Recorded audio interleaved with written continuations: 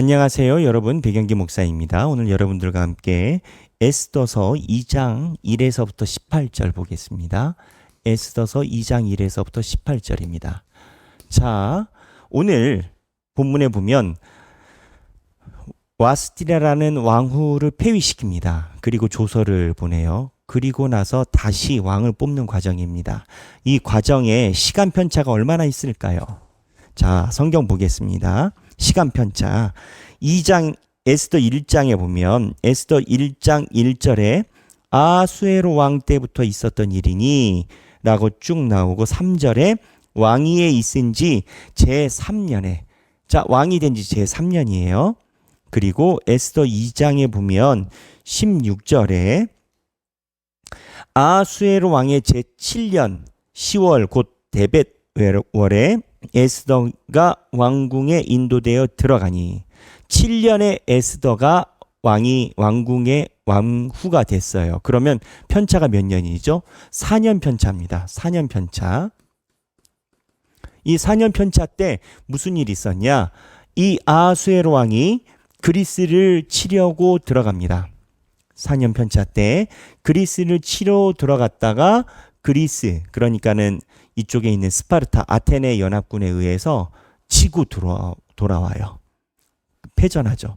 이 아하수에로 왕이 참 얼굴이 낯이 뜨거운 일이 발생한 겁니다. 왜냐하면 군사력으로 볼 땐 질 수가 없거든요. 질 수가 없는데 지고 돌아오니까 이제 나라에서 위신이 깎이겠죠. 그 상황에서 오늘 본문이 진행이 되는 겁니다. 오늘 본문이 진행이 되는데 여기에서 우리가 봐야 되는 것은 이 왕의 마음인 겁니다. 2장 1절에 보면 그 후에 아하수에로 왕의 노가 그침에 와스디와 그가 행한 일과 그에 대하여 내린 조서를 생각하거늘. 자, 이렇게 봐서는 우리가 본문이 뭔지 몰라요. 2장 1절의 세번역입니다. 공동번역으로 세번역 성경에 뭐라고 나오냐면 이러한 일이 있은 지 얼마 뒤에 아하수에로 왕은 분노가 가라앉자 와스디 왕후가 생각나고 왕후가 저지른 일과 그리고 그것 때문에 자기가 조서까지 내린 일이 마음에 걸렸다라고 세번역은 나와요.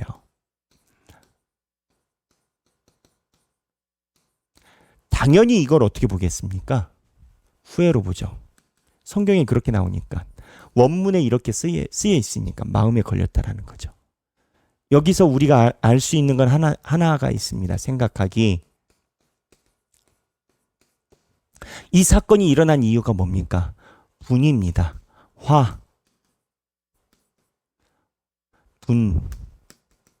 분노는 후회를 가져온다.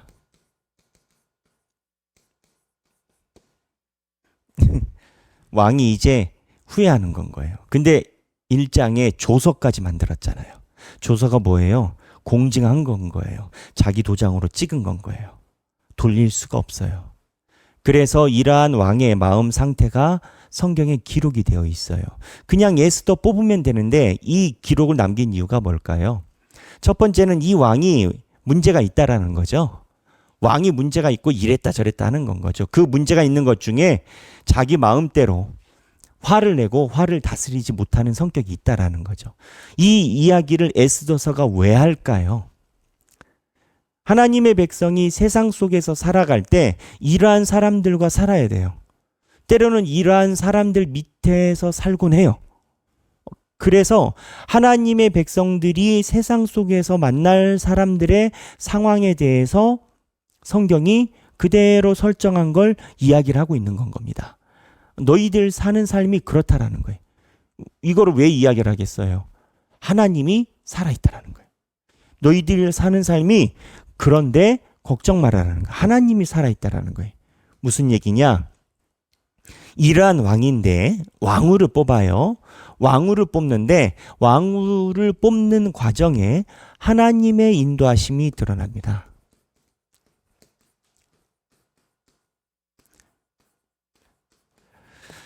에스더서는요, 한 번도 하나님 이름이 안 나와요. 그래서 처음에 에스더서가 유대인들 사이에서도 성경으로 정립되는데, 그리고 정립이 되고 난 다음에도 조금 시시비비가 있었으나 유대인들은 에스더서를 절대 버릴 수 없는 성경으로 붙잡고 있어요. 제가 말하는 건 에스더서가 조금 논쟁이 있었다고요. 이게 오히려 개신교 쪽에서 논쟁이 많았어요. 왜 논쟁이 많았냐? 다 파티잖아요. 하나님 이름 안 나와요. 기도 나오냐고요. 기도 안 나와요. 기도도 안 나와. 기도하는 모습, 기도문 이런 거 안 나와. 기도문이라도 나와줘야지.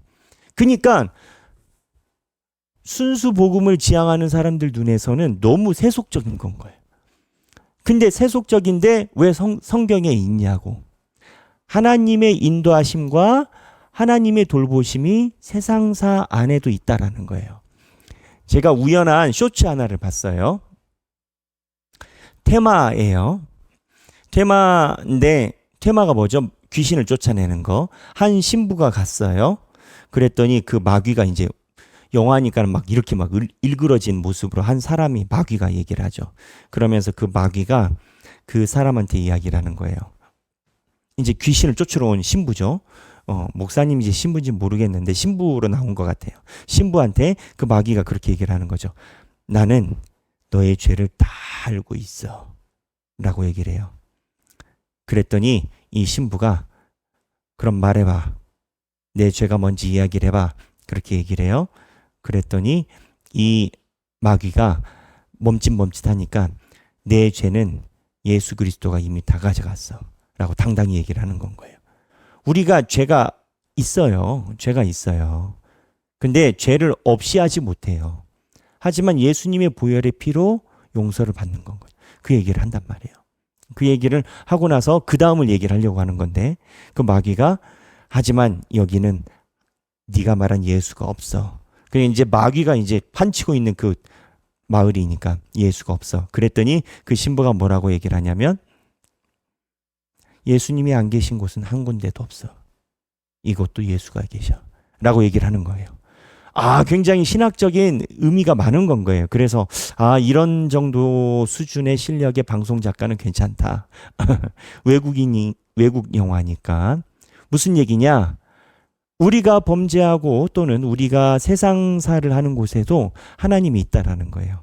이 이야기를 하는 이유가 뭐예요? 지금 에스더서가 그렇다고요. 에스더서는 하나님이란 이름이 안 나와요. 그런데 너희들이 하나님 없이 살아가는 그 자리에도 하나님이 있다를 이야기를 하는 거거든요. 그 이야기가 2장부터 본격적으로 시작이 돼요. 그러면 언제 시작이 되느냐? 에스더가 미인대회를 나가요. 미인대회를 나갔는데 그때 우연하게 미인대회를 주관하는 지금 말로 하면 매니저급 되겠죠. 헤게라라는 내시가 호의를 베풀어요. 9절. 그리고 왕이 관건 아니겠어요. 왕이 뽑으니까. 왕이 에스더를 아름답게 생각해요. 여러분이 이 아름다움에 대해서 어떻게 정의를 하십니까? 사람이 사람에게 반하고 사람이 사람에게 사랑을 느끼는 건 이거는 공식이 없고 책이 없어요. 왜 우리가 볼 때 그러잖아요. 정말 미인이 있고 남자가 진짜 못생겼어. 그러면 그 얘기를 한대잖아요. 남자가 돈이 많은가 보다. 사람들 공식으로 이게 안 나오는 건 거지. 근데 남자가 너무 잘생기고 여자가 안 이뻐. 그러면 똑같은 소리 한다는 거 아니에요. 여자가 돈이 많은가 보다. 아니면 뭐 집안이 빵빵한가 보다. 그런다라는 거 아니에요. 근데 사람들이 그런데잖아요. 정말 아닌 여자와 정말 아닌 남자가 결혼을 해요. 그럼 뭐라고 얘기를 한다고 그래요? 둘이 정말 사랑하나 보다. 그런다라는 거 아니겠어요.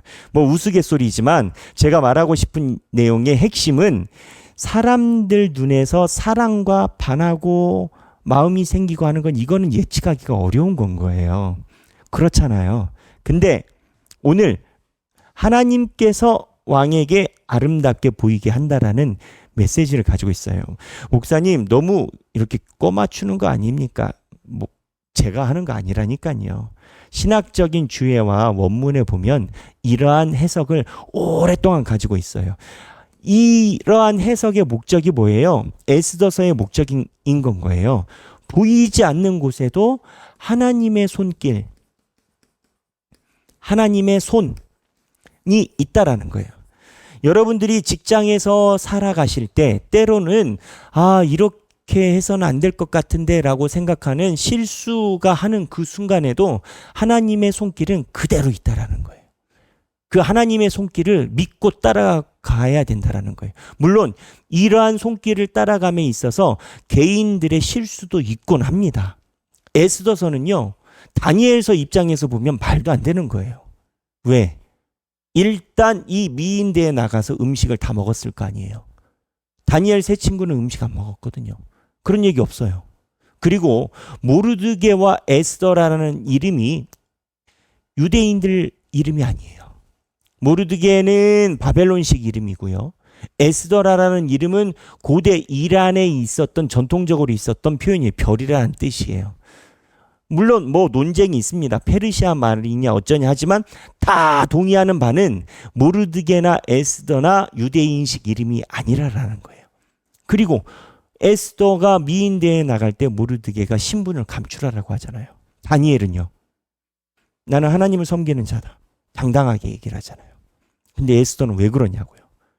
그런데 하나님이 이 에스더를 이야기를 해주는 목적이 있어요. 너희들이 실수하는 그 순간에도 나의 손길은 있다라는 거예요. 어떠한 신학자는 그 얘기를 합니다. 모르드게와 에스더가 처음부터 유대인인 걸 밝혔다면 하만이 건들지 못했겠죠. 유대인들은. 나중에 보면 하만이 에스더가 유대인인 걸 모르거든요. 그러니까 모르드게와 에스더가 밝히지 않음으로 인해서 사건이 커졌다라고 이야기를 하는 사람도 있어요. 신학자 중에 어느 정도 일리가 있다라고 봐요. 근데 포인트는 그게 아니에요. 포인트는 하나님의 손길은 우리의 실수 중에도 계시다예요. 하나님의 손은 우리의 실수, 때론 범죄, 때로는 악함, 아까 귀신 퇴마사 이야기를 했죠. 악함 중에도 계시다.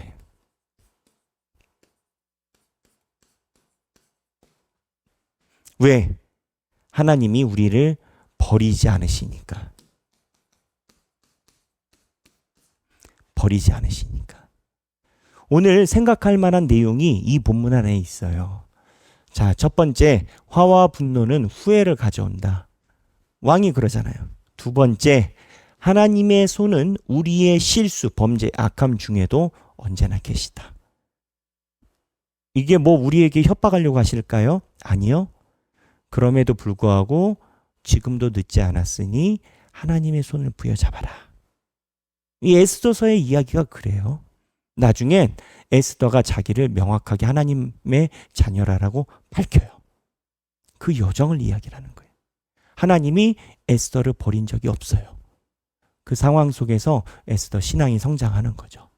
그래서 오늘 2장 1에서부터 18절 내용 한번 살펴보시고 제가 여러분들에게 던져드린 테마로 묵상을 한번 해보시고요. 이 외에도 여기에서 파생하거나 여러분들이 에스더서 본문을 자세히 보면서 갖게 되는 생각을 함께 나누시고 목장에서 간단하게 짧게 한 줄이라도 나누시면서 서로에게 용기와 힘이 되는 시간이 되면 좋겠습니다.